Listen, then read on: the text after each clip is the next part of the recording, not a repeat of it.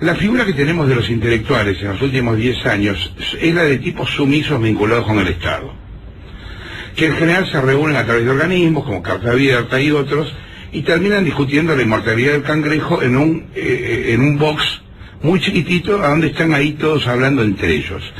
Yo vengo de una época en la cual los intelectuales eran otra cosa, porque eran tipos críticos con el poder, desobedientes, que provocadores, que se animaban a disentir, etcétera. Desgraciadamente no encuentro en las nuevas generaciones muchos ejemplos de que uno llamaría un intelectual, pero con nosotros está un intelectual, que es Juan José Sebrelli. ¿Cómo andás, Sebrelli? ¿Cómo va? Bien, bien. Un gusto verte. Bien. Contame, ¿en qué andás? No, bueno, justamente quería decir dos palabritas sobre los dos bloques anteriores que me interesaron mucho, los estuve escuchando, el del físico cuántico, y después a raíz de eso lo que dijo Magdalena, porque precisamente estoy escribiendo un libro que pienso poder sacarlo a fines de este año, que se llama Dios en el laberinto, donde trato estos problemas. Trato de mostrar por qué motivo, por razones cosmológicas justamente, no soy creyente, porque la religión trata de responderme a un misterio, el misterio del universo, con otro misterio que es Dios. Prefiero quedarme con una sola incógnita a dos. Una cuestión de economía de pensamiento. Por supuesto, eso desde ya.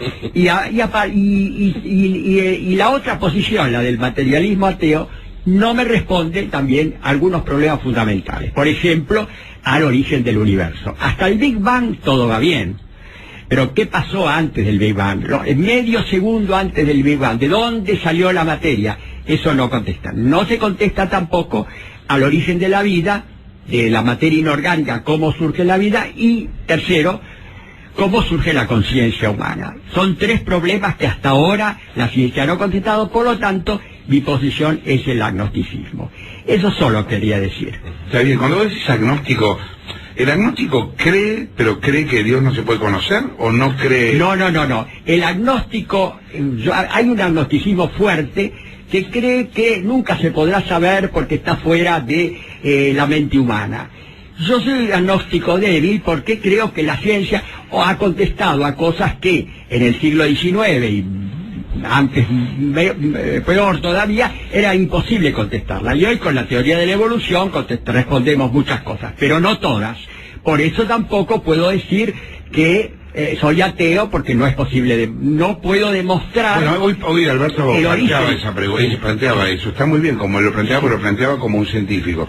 Él decía, está mal formulada la pregunta. Claro, científicamente está mal formulada. Científicamente está mal formulada la pregunta. Entonces, cuando aprendamos a formularla bien, tendrá una respuesta. Ah, bueno, por eso.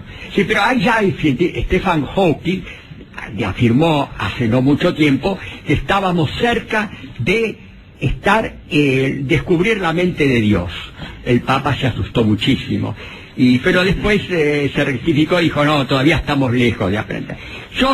No creo que yo lo pueda ver, pero creo que con el avance de la ciencia podremos resolver este problema perfectamente. Por ahora, yo creo que la única posición racional es el agnosticismo.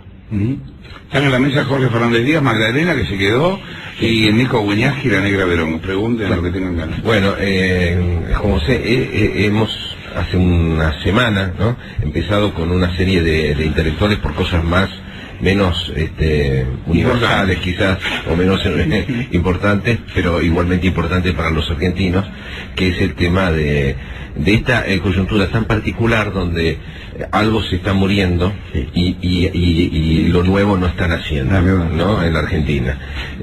Para entender bien qué nos pasa, qué nos está pasando y qué puede llegar a ocurrir. Entonces, es por eso que estás aquí, para tratar de ayudarnos a pensar este asunto, ¿no? ¿Qué pensás vos que, primero, si se está muriendo efectivamente, y cómo? Sí, ¿no?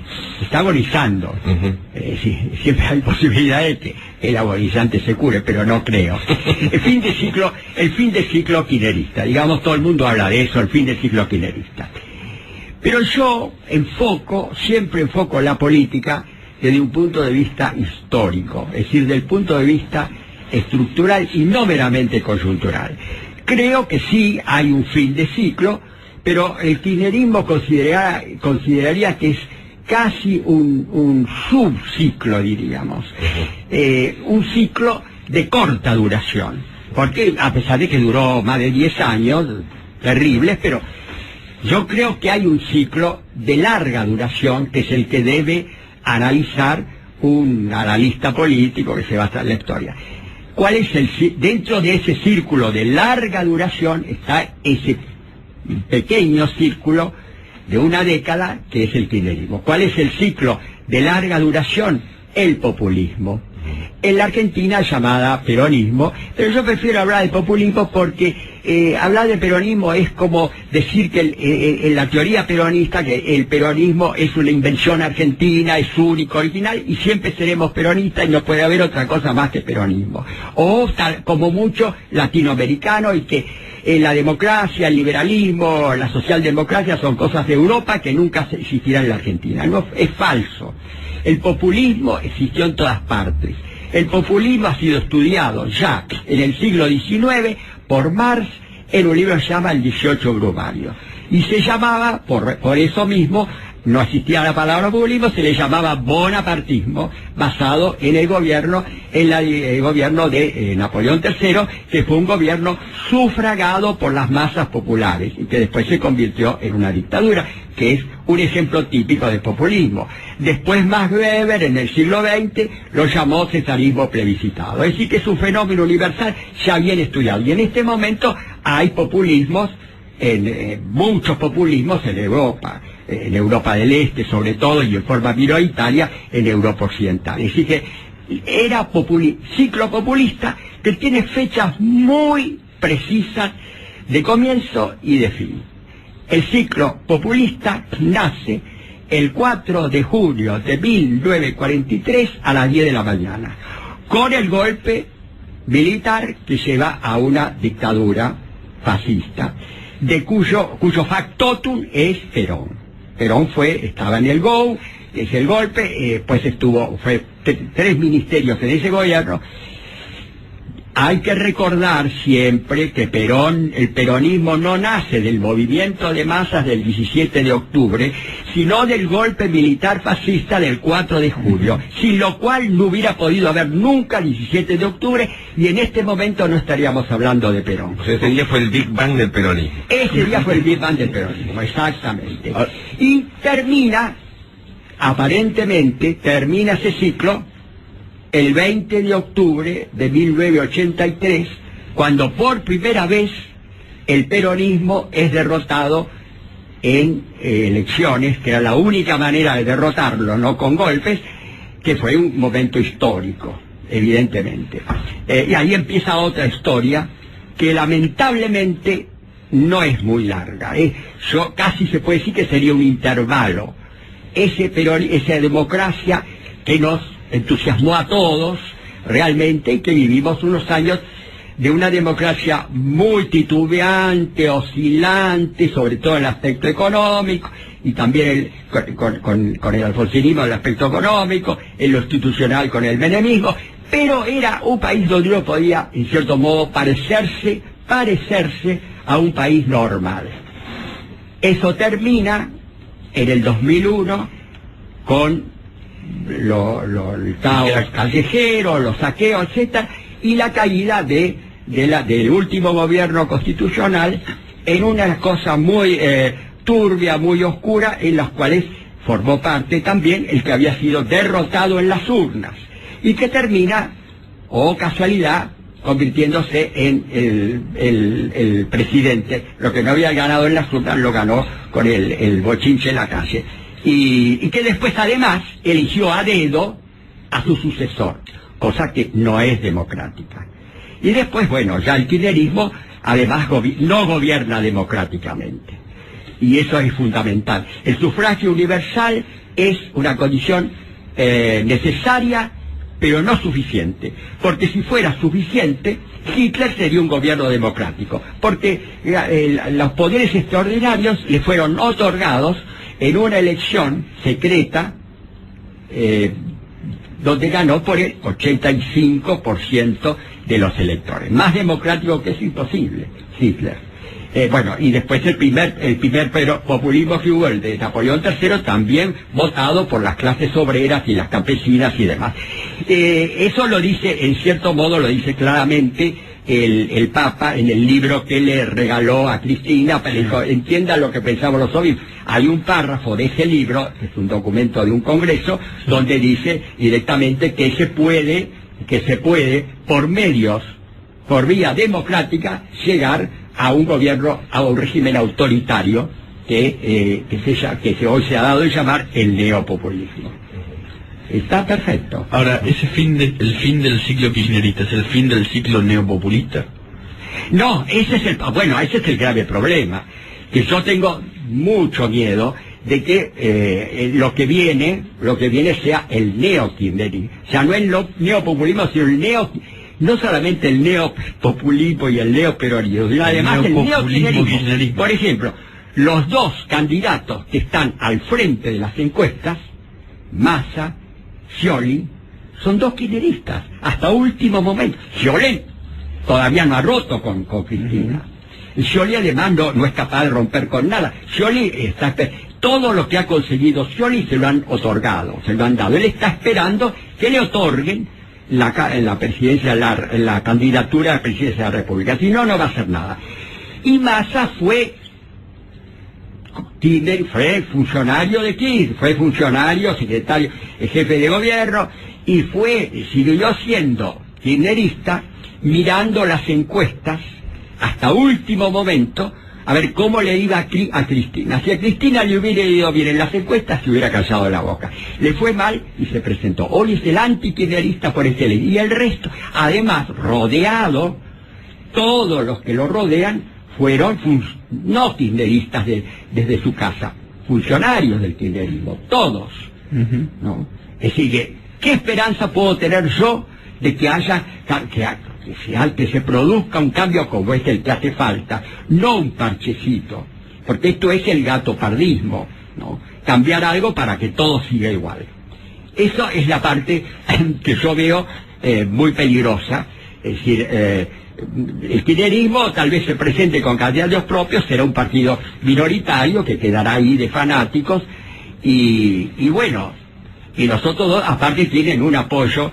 El peronismo el neokirchnerismo, que sería en realidad un peronismo de derecha, conservadurismo popular, va a tener un apoyo muy grande en el Papa Francisco.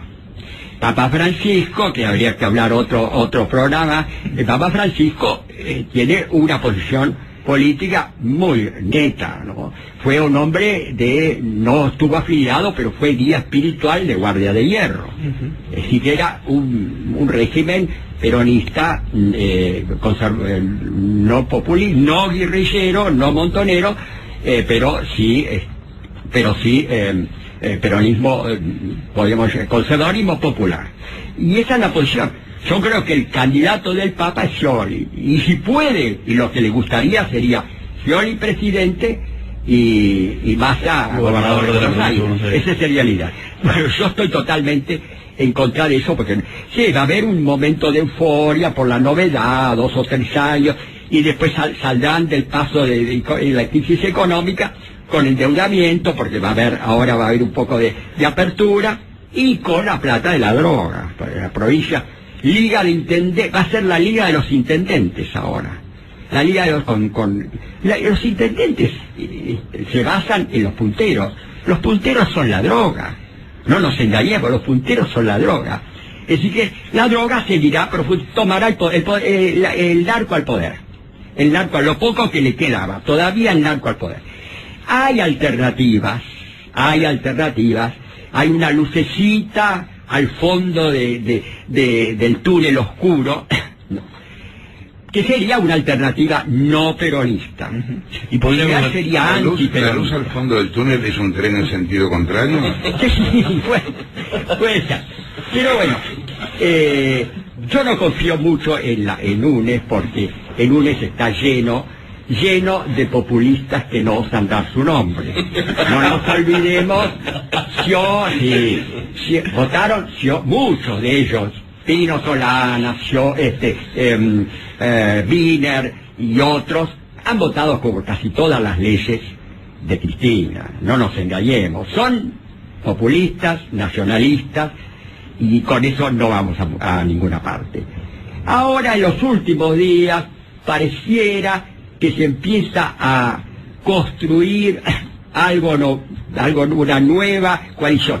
Si no hay coalición, no hay nada, porque el sistema de partidos está liquidado, tiene que ser una coalición. En el acercamiento de Lilita Carrió a Macri, eso me resultó simpático. Para lo cual Lilita tiene que dejar de lado a Pino Solana, cosa que a mí nunca me gustó, porque Lilita ha declarado hace un tiempo, cuando le preguntaron usted cómo se define políticamente, y dijo liberal de izquierda, una definición que a mí me gusta porque es también la que yo me defino. Habría que después explicar qué significa, por qué liberal de izquierda. Bueno, pero eso no hay tiempo ahora. Y bueno, una liberal de izquierda no puede aliarse con un populista neto, puro y duro como es Pino Solanas. No hay vuelta, eso me parece mal. Y a esa alianza bien, porque sería un poco un centro izquierda, democrático, moderno y racional, que podría representar Lilita y alguna gente que lo rodeara, con un centro republicano, democrático, racional, que podría representar el PRO. Faltaría, pero los dos no tienen partido prácticamente, ¿no? Uno tiene un partido chico y la otra no tiene nada. Hace falta una pata que no sea peronista. Sí, pero puede haber desde ya, y ya los hay, dirigentes peronistas que a título personal son gente honesta, son gente de talento, yo mismo lo reconozco, pero no como fracción peronista. A título individual pueden agregarse. Pero haría falta entonces que la pata radical.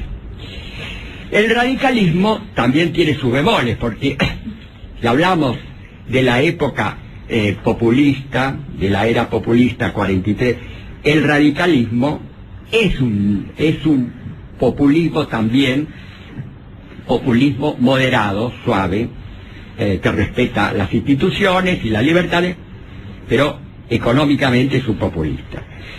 Primero, que el primer presidente de la República Democrática, Irigoyen, no era un demócrata, era un populista, porque no creía en los partidos, creía en los movimientos.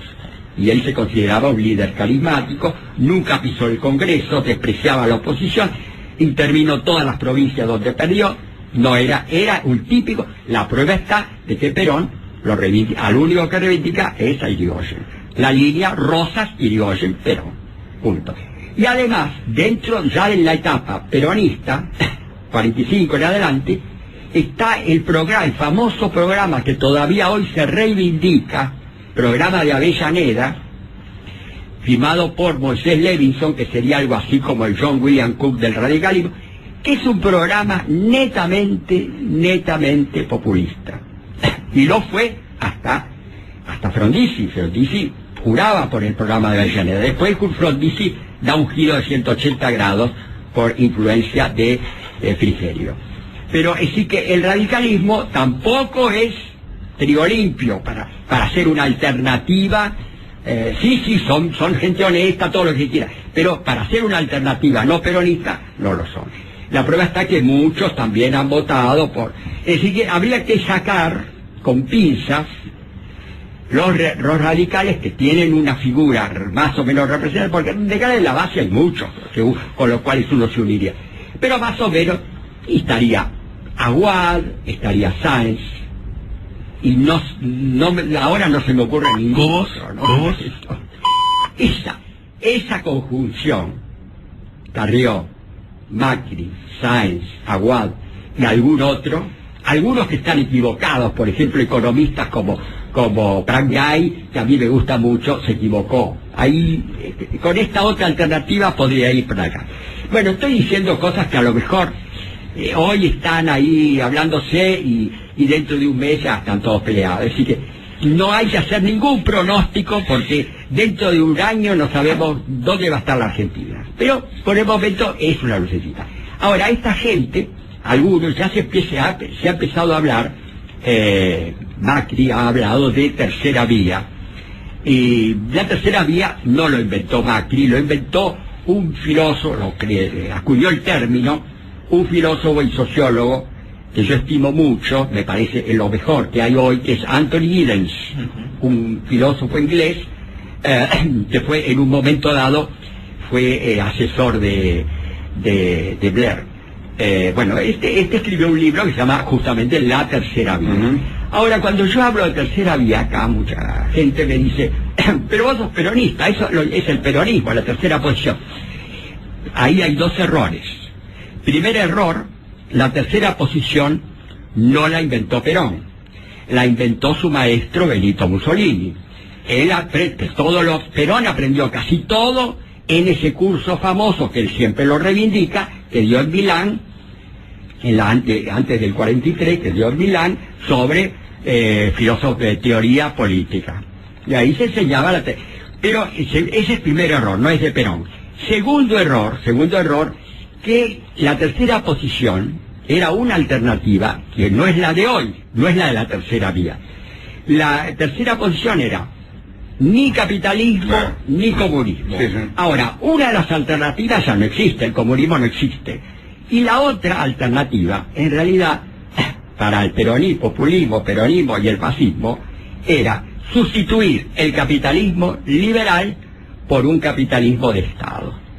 Y la tercera vía no sustituye un capitalismo monopolista, corrupto, un capitalismo subsidiado, en el caso de la Argentina directamente el capitalismo de los años, por un capitalismo globalizado, democrático y sujeto a el control de un Estado también democrático.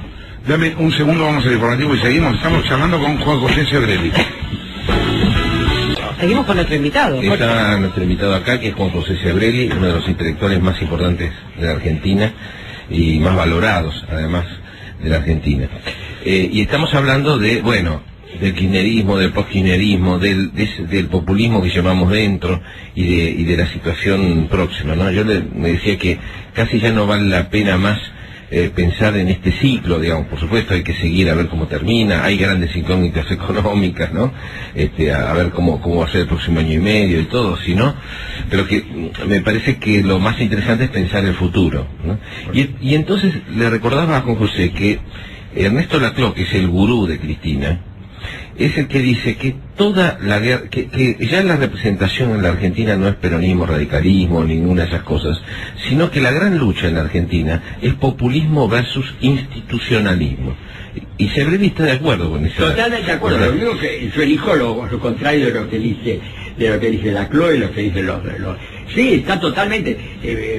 Perón fue directamente el modelo populista es un líder carismático, es inevitable, el líder carismático que está en contacto directo con las masas, dialoga con las masas artificialmente, esos diálogos de la plaza, que son diálogos en realidad donde habla uno solo, y prescindiendo de los intermediarios, prescindiendo de el poder legislativo, del poder judicial, del periodismo, claro, de la libertad de prensa, y prescindiendo de los partidos.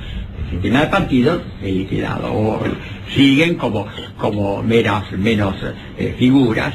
En el caso de Perón, mucho más todavía, tanto en la prensa como en los políticos. Por eso que a mí me da un poco yo siempre me río de los antikirchneristas que siguen reivindicando a Perón. No, Perón era bueno, Perón era peor, porque los Kirchner sean mejores, sino porque el mundo es otro. Pero acá, ¿cuántas vueltas, idas y venidas tiene Cristina para poder liquidar al Clarín? Y finalmente todavía no lo pudo liquidar. Perón en 24 horas expropió la prensa, que era el diario más importante, era el Clarín de la época. En 24 horas lo expropió. Claro, era un contexto Cerró histórico cientos de diarios de provincia. Todos los diarios de provincia antiperonistas fueron cerrados. Nadie se acuerda salvo las provincias. Bueno, el Congreso, sí, estaba la oposición. Cuando alguien de la oposición decía algo demasiado fuerte, o iba a la cárcel, inmediatamente, como caso de Balbín, que estuvo años en la cárcel de Las Heras, o tenía el coche esperándolo en la puerta para irse directamente al barco que lo llevaba a Uruguay. A Uruguay. O sea, a Carmelo, iban por Carmelo, algo así. Directamente, es decir que no significaba nada el Congreso, por más que hubiera oposición, ni digamos lo que eran las campañas. ¿Y hoy qué significa el Congreso? ¿Cómo? ¿Y hoy qué significa el Congreso? Bueno, el Congreso significa también poco, pero pues, nadie lo está esperando en la puerta. Incluso los medios, esto que estamos diciendo ahora acá, en una radio pública, era inconcebible en la época de Perón. Primero porque no había radios privadas, ninguna, ni televisión, bueno, televisión no había, pero ninguna radio privada. Es decir, que era inconcebible que se podía decir. Entonces cerraban la radio, inmediatamente cerraban la radio, metían preso al dueño y a todos los que estamos acá. Y en televisión lo mismo, un programa como el de La Nata en televisión era inconcebible en la época. No porque Cristina no lo deseara, honesto, no desearon suprimirlo, no pueden, hay límites. Así que el peronismo era un populismo más puro, porque lo permitía la época, suprimió completamente la libertad de expresión, no existía, las campañas presidenciales se hacían, los partidos opositores podían hacer los mitines, que en esa época que no había televisión, básicamente era a través de los mitines populares que se hacían. Bueno, por supuesto, el peronismo tenía Plaza de Mayo, tenía todo lo más importante.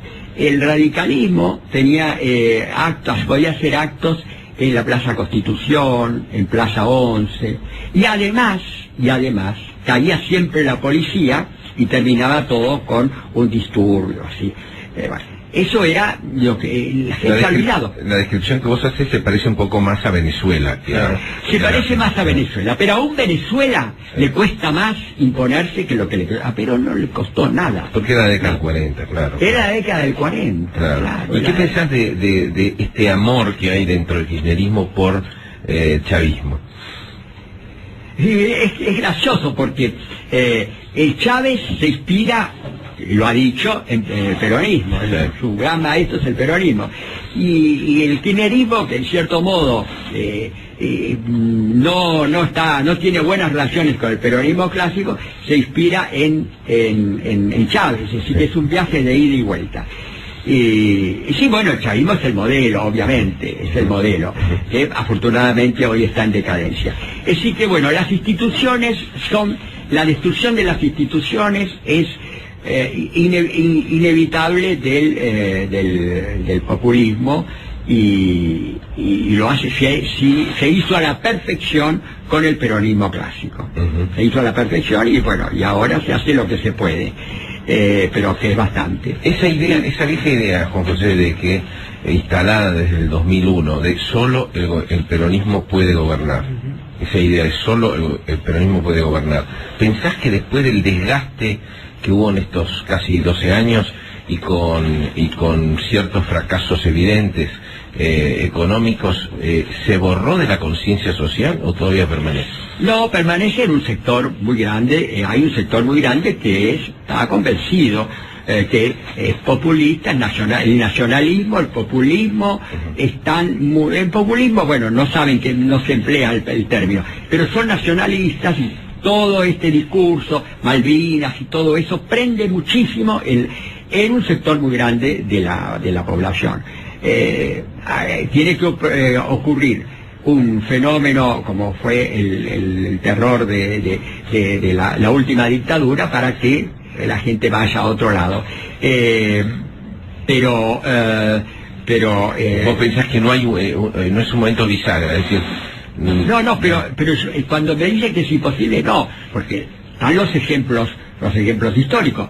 Alfonsín era todos los tres de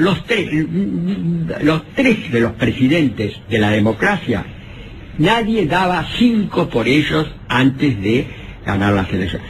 De Alfonsín yo me acuerdo que me decían muchos tipos muy analistas políticos muy reputados, me decían, Alfonsín ni siquiera va a poder ganar la interna radical, porque tiene todos los radicales, son muy conservadores, y Alfonsín es muy moderno para ellos, muy audaz. No va a ganar, bueno, ganó las internas. Y después ganó en la provincia de Buenos Aires, ¿no? Ganó en las villas Miseros, y la provincia de Buenos Aires, que es, ya sabemos lo que es. Bueno, sí que ahí demostró bien abiertamente. Menem tampoco tenía el aparato del partido. Decía, no, el aparato del partido lo tenía íntegramente Cafiero. Cafiero perdió y ganó Menem. Es decir, que el único que era más o menos previsible era de la Rúa. Y después, bueno, Kirchner no lo conocía nadie. Kirchner fue nombrado aquí, no lo conocía nadie. Y ganó y perdió las elecciones con nada menos que con Menem. Un Menem totalmente desgastado. Sí. No ganó nunca y después volvió a perderlo en las elecciones parlamentarias con de Narváez, que era un tipo poco prestigioso, perdía con cualquiera. Por eso que tuvo que ir. Yo siempre decía al principio, en esta primera etapa del peronismo, que era un populismo sui generis, porque era un populismo frío. Siempre el populismo tiene un líder carismático, y acá no había líder carismático. Era un populismo frío. Yo digo, es una cosa nueva, original. Pero fueron tan hábiles los dos Kirchner que terminaron convirtiéndose en un populismo caliente. Y en elevar la figura, a lo cual le favoreció mucho la muerte, a la figura carismática de Néstor. Y ella misma hoy, hablando todos los días, es una figura... Pero, la pregunta que te hago es esta. La gente dice, bueno, los no peronistas finalmente no tuvieron que entregar el gobierno antes, les explotó la economía, ¿tendrá que ver que el peronismo en contra te hace imposible gobernar, o es impericia del no peronismo? Pero esa idea... Sí, esa idea ya me la han dicho muchos, me la han criticado. Siempre apoyo algo que no se da. Estoy apoyando una utopía. Pero yo no me refiero a eso. Me refiero a si crees que sigue en la conciencia social o cambió. Y la conciencia social, mira, conciencia social... hay una minoría, porque pongamos el 30% que es populistas convencidas, otro 30% que es antipopulistas convencidos, y el resto, el 60%, va bien. No les interesa la política, no saben nada de política. En el caso de las clases populares, pues no tienen acceso a la información, y además la supervivencia por la vida les impide cualquier tipo de profundización de lo político. Y el resto porque se ocupa de otras cosas. Es decir, la política es una vocación, ocuparse de política es algo vocacional. Y como interesarse por la música, o por la pintura, o por la literatura. La idea de que está en todos, está mal eso. Todo el mundo tendría que preocuparse, pero no se da acá, ni en ninguna parte. En Estados Unidos vota la mitad de la población, la otra mitad no les interesa nada, ¿no? Es decir, que eso es algo que está en la condición humana y hay que aceptarla como es. Es decir, que esa minoría que somos de democráticos, tenemos que convencer a una fracción, aunque sea pequeña, de los indiferentes, los apáticos, los que no tienen cultura política. Si conseguimos eso, porque tenemos algo atractivo para mostrarles, vamos a ganar. Como pasó con el Alfonsín. La gente estaba cansada, aún los que no se dedicaban no les interesaba la política, estaban cansadas de la violencia. Y bueno, el peronismo sale con un cajón, un ataúd en el acto. Y la gente fue la imagen pacífica, amable que les daba el radicalismo. ¿No? Así que eso no es... Y bueno, y en el caso del segundo gobierno de Menem, ahí se había volcado todo, lo votaba gente antiperonista por excelencia. ¿Por qué? Porque tenían que defender la convertibilidad. la estabilidad económica que había durado. Sobre la convertibilidad, yo la otra vez que estuve acá, Sí. que no quedó bien aclarado, Yo digo que la convertibilidad tenía que terminarse, el 1 a 1 ya era un disparate, pero de cualquier manera en el primer momento fue eficiente. No puede haber en un país que es de manual de libros de economía, es un modelo único en el mundo, de 40 años de inflación, 10 de mega inflación y 2 hiperinflaciones. Tiene que haber. A tal punto tiene que haber que después, con en los únicos años más o menos impecables que tuvo, o pasables en economía que tuvo el kirchnerismo, los años de la Baña, fueron una convertibilidad que no osó dar su nombre, o una convertibilidad oculta, el 3 a 1. Es verdad. Mientras hubo 3 a 1, la economía iba bien. Lo que pasa que después se desfasó, por los mismos motivos que se basó el menemismo, por el gasto fiscal, por el desequilibrio fiscal, producido por cuestiones de política populista, porque empezaron a tirar la plata por la ventana, a gastar para la famosa reelección. Y lo mismo pasó con Kirchner. Es decir, que lo malo no está en la conversión. La flotación libre del dólar en este país es una utopía. Es el ideal, pero para hacerlo dentro de 10, 15 años, 20, cuando la gente se haya sacado de encima. No. Incluso menos, porque con los primeros años de la convertibilidad nadie se ocupaba del dólar, ¿no? Y verdaderamente el peso argentino valía, ¿no? Porque uno iba a Estados Unidos, no los cambiaba en Estados Unidos, pero cambiaba con un dólar en Estados Unidos, un peso argentino cambiado en dólares valía en Estados Unidos lo que vale un dólar para el norteamericano. Eso había que terminar. Si Cavallo hubiera tenido la habilidad de, por ley del Congreso, como había sido nombrado, la convertibilidad, hubiera hecho una reforma por ley de pasar del 1 a 1 al 3 a 1, de la Rúa hubiera terminado su gobierno. Te hago una pequeña preguntita, lamentablemente se nos va el tiempo, ¿no? Es una pregunta pequeña, pero tiene que ver con la actualidad, ¿no? El diario Le Monde, que es uno de los principales diarios de Francia, Le Nouvel Observateur y Le Figaro, los tres diarios manifestaron ciertas quejas y molestias en Francia por la delegación que envió Cristina Kirchner de escritores y pensadores, donde está toda la cúpula de Carta Abierta y donde hay notorias bajas, porque los intelectuales opositores o críticos no aparecen. Entre ellos yo creo que, mencionan por supuesto a Martín Caparrós y a Beatriz Arlo, estos diarios, también deberían nombrarte a vos, a Katz, a Santiago Kovadlov, a tantos otros que no tuvieron la menor oportunidad de representar a la Argentina. ¿Qué pensás frente a esto?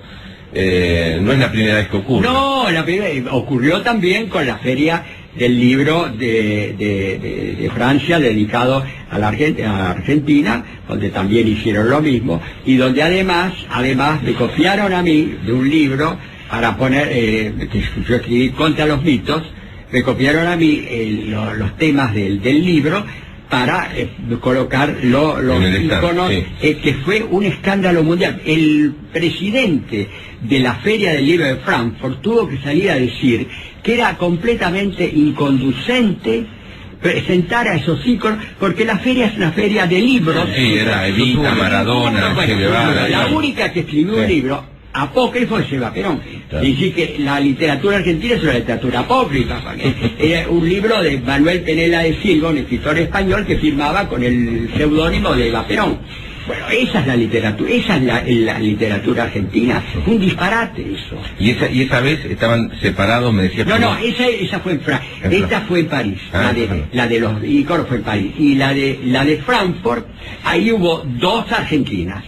La Argentina del gobierno de la ciudad de Buenos Aires, que estábamos todos los opositores, y era una especie de kiosquito separado por un corredor, y en el otro lado estaba la delegación de la Nación, que eran todos los terroristas de siempre, los que están en París y demás. Y nadie pasó, ese muro era el muro de Frankfurt, ¿no? Porque nadie pasó Lamentable, ni para curiosear siquiera, ni para saludar, y digamos. Lamentable. Así que eso es la grieta. Es la grieta. Bueno, tenemos que ir. Muchísimas gracias. Estamos hablando con Juan José Sebrelli, uno de los grandes intelectuales y sabios nuestros de acá de la Argentina. Tendría que estar en París, pero estuvo con nosotros. No con esa compañía. No me siento muy incómodo. Nos despedimos hasta mañana, ¿eh? Se viene